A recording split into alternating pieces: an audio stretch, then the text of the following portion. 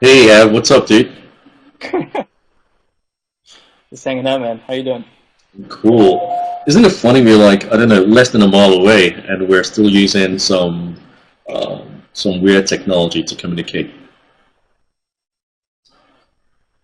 It's true, but it's amazing. It's like you can just talk to anybody, anywhere, anytime. Oh man, you're too kind, dude. Thanks. And the world can actually watch us. So you want to talk about Olympics? Frankly, I'm not very well versed in it because, like I've been focusing on this little techie baby of ours. But what do you think about Usain Bolt, dude? What do you think about that guy? He's a baller. He's amazing. But I think like the coolest thing about him is that he's the best in the world, like by far. But he's still like a really chill, like humble guy. So like there was some Okay. picture about him like just fist bumping like one of the Right, right. the ushers at the Olympics, and everyone's like, "Oh, nice, nice, nice. That guy's awesome." So I Right. think he like manages to stay very close to other people, like in a nice way. Right. There's actually a photo op. Well, I guess it wasn't a photo op. A picture of him and Prince Harry, sort of like on their marks together in front of Buckingham Palace, like about to run. I thought that was funny. So one thing about him that's a little bit disappointing is that he's not hitting his time from 4 years ago. Yes, he has the record. He's establishing new Olympic records for this Olympics, but he's not really um, outdoing himself and his own record. Worries me. For a good athlete, he should be worried. I don't know. Thoughts? Yeah, I mean, I actually don't know. I haven't followed closely enough. I know that he's winning every single event. I know like right before the Olympics started, everybody was worried that he wasn't even going to win, and now he's winning. And to me, like I think that the infatuation with like getting records is less important than just winning. Like it comes Absolutely. down to like you win or you don't win, and he's Yeah. like kicking ass every time he needs to. So I give him Every credit. time. Every time. Every time. And by the way, does the Olympics have any frisbee event? Because I know you're really into frisbee. And how did you get into it, by the way? Yeah, so there isn't. There are like ultimate championships, ultimate world championships, where they come from all over the place, and that happens every year. It's not the Olympics right now, but I think they're talking about potentially bringing it there. I got into it just at college. So at college, like I was thinking about doing varsity sports, but again, it just takes so much time and so much effort that I wanted to figure out like what's a side thing, a secondary thing that I can do that won't be as intensive as a varsity sport. But got it in there, and then it just made sense. Dude, Evan, I'm gonna have to give you this. To be honest, when you said you thought, those two sports I mentioned were silly, I was like, no, like frisbee is silly. I'm really curious to see how the audience will respond to this when it becomes archived and they're like, wow, this one thinks frisbee is silly, this other one thinks soccer is silly. But I mean, how much workout can one get from frisbee? Let's face it, dude. I mean, I don't know. Do you get enough workout? Like, Come out someday when we're playing with highest level people. I tell oh, you, every really? time I tell somebody that, it lasts about 10 minutes, and then 3 hours into it, they're just like, "Holy shit! Like I'll never doubt you again." Really? Huh.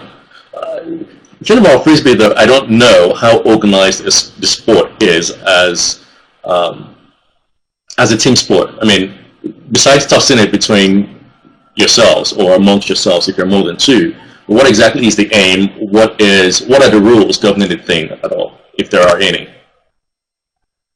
Yeah, no, there's a ton. It's actually like that's it takes a lot of like strategy. There's a bunch of stuff. It's very similar to like soccer or any other sport where there's plays, there's strategies, there's like all kinds of stuff. There's coaches, literally like there's tons of stuff. When you actually go 7-on-7 real official thing, you go all in with all just kinds of rules. We could talk about strategy for days.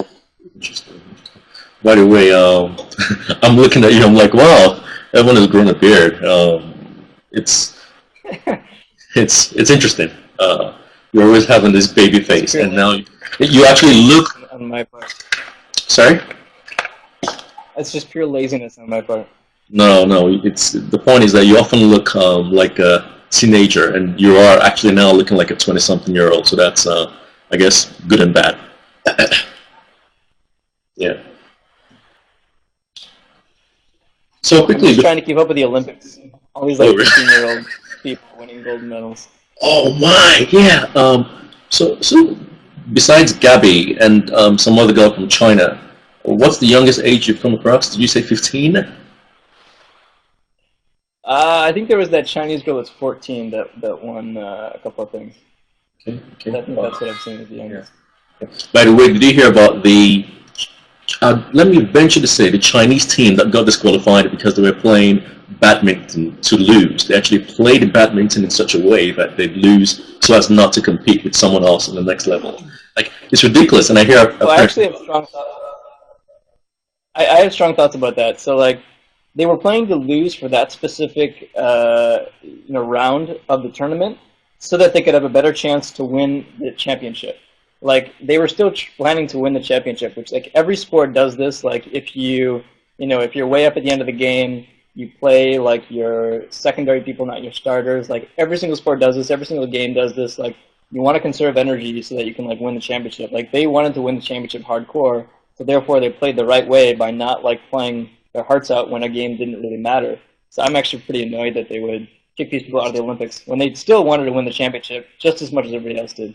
Yeah, but you know that it wasn't just one team. There were about 2 or 3 teams that did this stuff, and they got disqualified. Totally. But it was just smart. It was a smart play. Like they knew they had to like rest up for the big like game, and that this game didn't matter. So like, who cares if that game you're resting up, getting ready? Like I think that was dumb. So I can kind of see how in a tournament you might want to optimize things and how to achieve certain goals. You have to sort of play the game of the game to win the game. But in this case, I don't know how it would have benefited them in the end, but whatever. Yeah, I mean, I would fault the Olympic officials who like put together that certain style of tournament play because it gave people the incentive to do exactly what they did. But Awesome.